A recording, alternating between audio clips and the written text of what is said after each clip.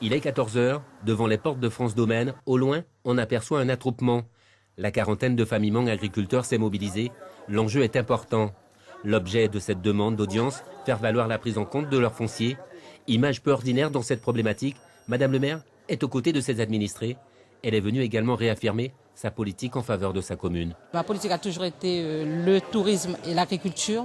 Donc je tiens vraiment que le développement agricole se fasse dans ma commune. Dans cette délégation reçue par le directeur de France Domaine, il y a le maire, son DGS, le responsable de l'urbanisme et un conseiller territorial. À l'extérieur, l'attente commence pour ces familles. Installées pour la plupart il y a moins de 3 ans sur la zone de Rococois, elles plantent, récoltent et écoulent leurs fruits et légumes sur différents marchés.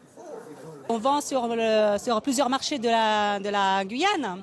Et surtout aussi, on a fait l'économie sur notre ville Iracoubo aussi, parce qu'on va faire le développement de la ville Iracoubo. Donc c'est pour ça que je ne vois pas pourquoi ils nous bloquent.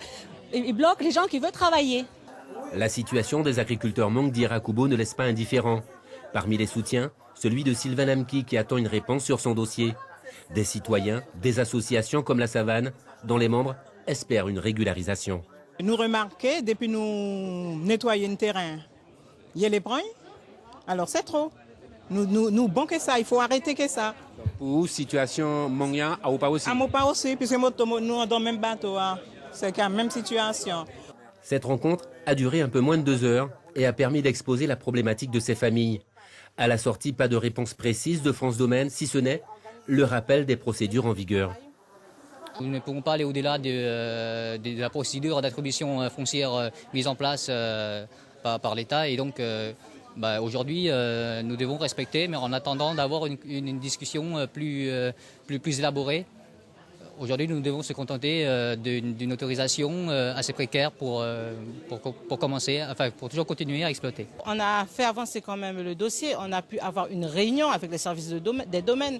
Et là, je vais demander une réunion avec l'EPAG et les services de la préfecture pour faire avancer les dossiers avant qu'il y ait la CAF, la commission d'attribution foncière, pour que les personnes justement puissent avoir leur titre de propriété.